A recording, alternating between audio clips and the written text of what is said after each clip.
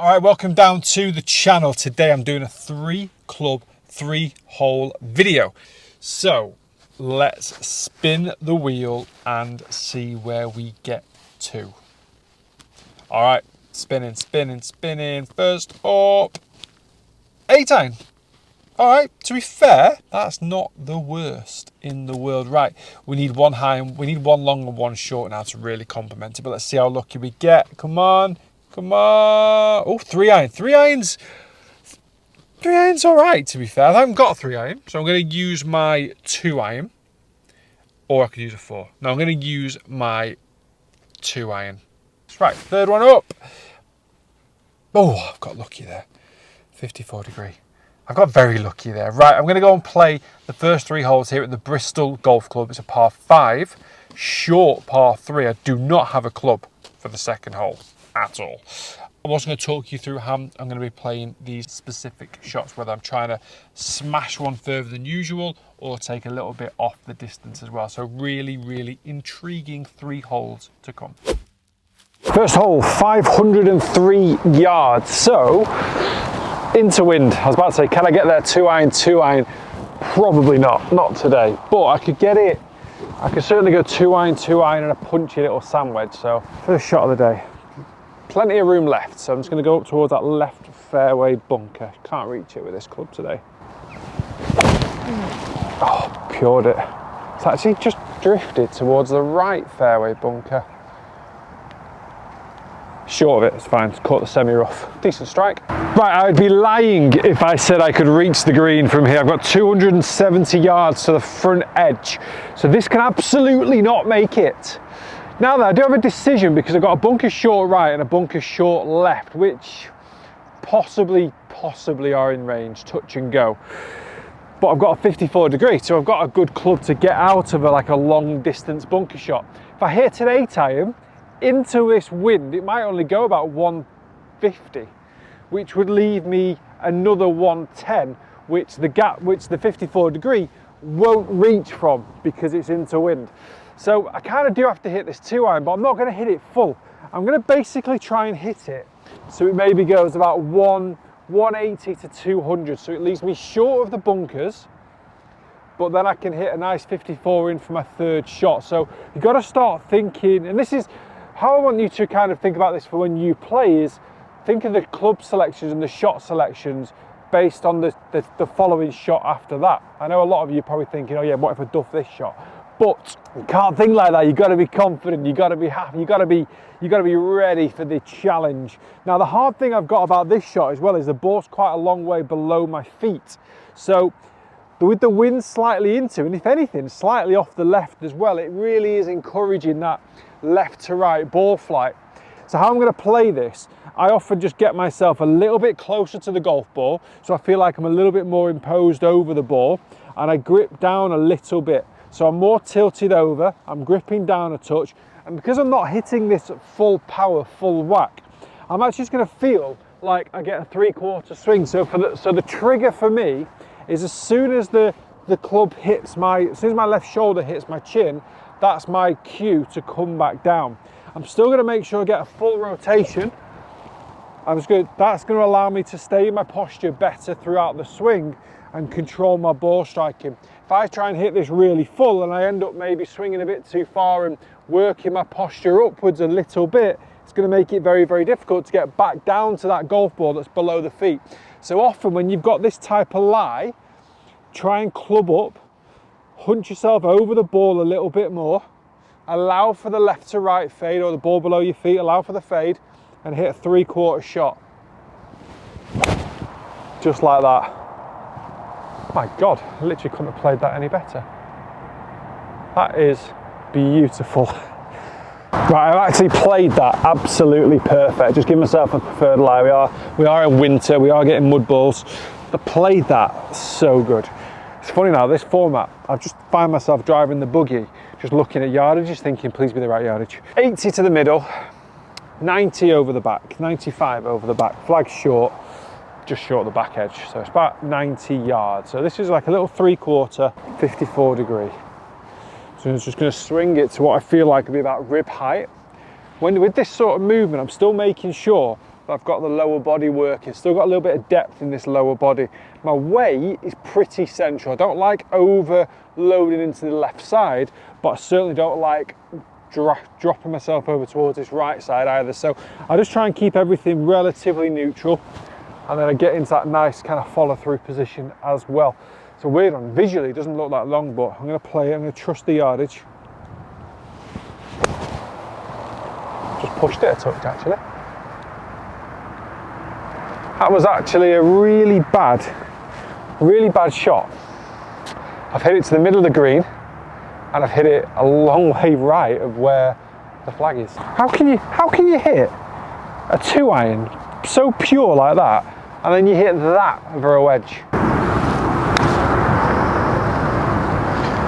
Wow. Could have been doing the 8-iron chip and run there. Didn't slightly underhit that. Well, we've got closer. 3 putts. Oh, after a lovely first, a lovely second, followed up by 3 bad shots. 1 over. Next hole, 120 yards with an 8-iron. Right, oh God, there's an absolute monster of a divot there. Who's taken that? Jesus. Oh, well, actually, this is probably full 8-iron. 165 to the back of the green. Flags at the front, actually, so 136 to the front, but it's straight into wind. 150 to the middle. I think I just hit this full shot. I've got pretty lucky there because I have hit wedge and 8 and 9-irons into this. Just going to hit a full 8, see where we get to. A little bit of a breeze into off the left. That's a really good swing. Go on, get up. Oh, that's pretty good. I did take a little bit off it, but it's not even made the front edge. I'd never know. Can you tell how windy it is? Because obviously I'm not exactly like, clothes are not exactly going crazy, are they? But when you get up there, it's amazing how that's short. Hit it lovely. Right, flag's coming out. Guys, I want you to comment below, what would you play from this distance here? We are 3, 6, we're 9 feet off the green, 3 yards off the green. What would you play? A bit of a downslope here as well, which is a little bit on the awkward side.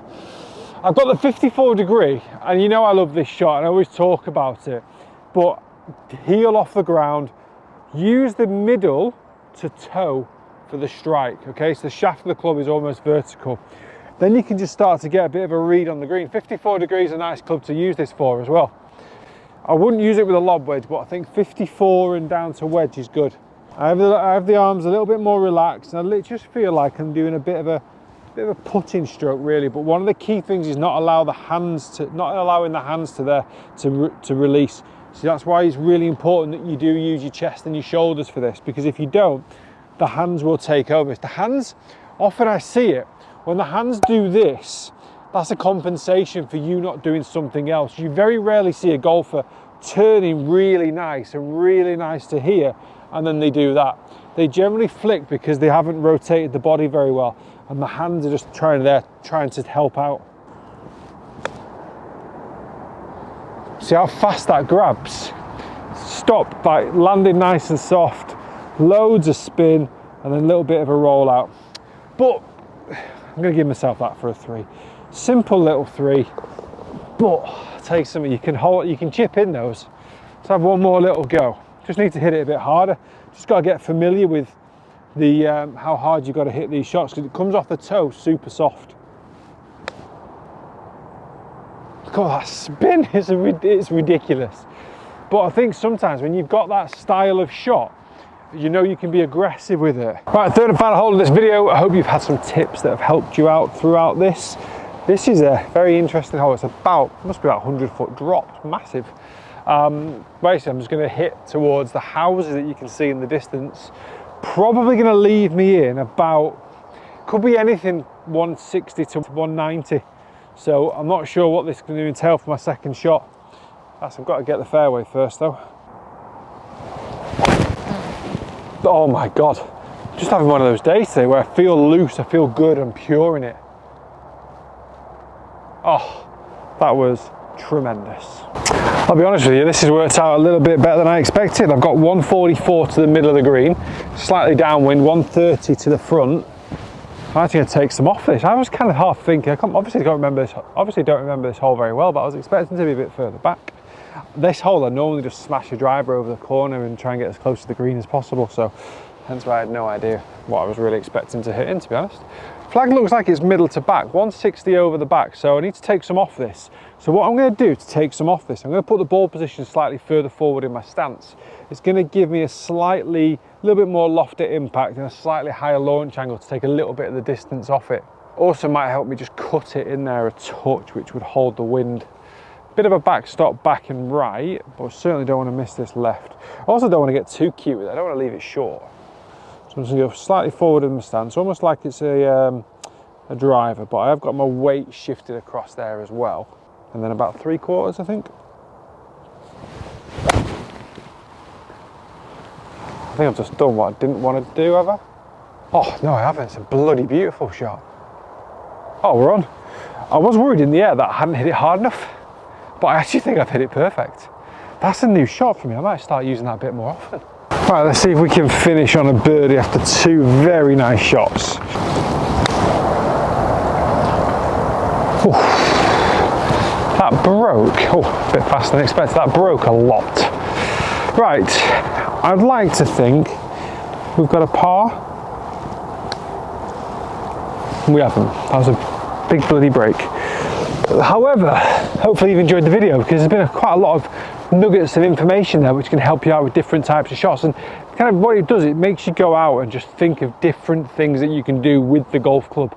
And sometimes we can easily say, oh yeah, I can't do it, the standard stuff with a golf club, or I struggle with this, or I struggle with that. But experimenting, that's how the best players got to be the best. Now, we're not trying to be the best. We can always fight the argument, but learning is key. Even if you do shots that you would never really do in a tournament, you're still learning to do different types of shots. And that's how you do get better at golf. If you enjoyed the video, hit the like, hit the subscribe. Another one coming next week.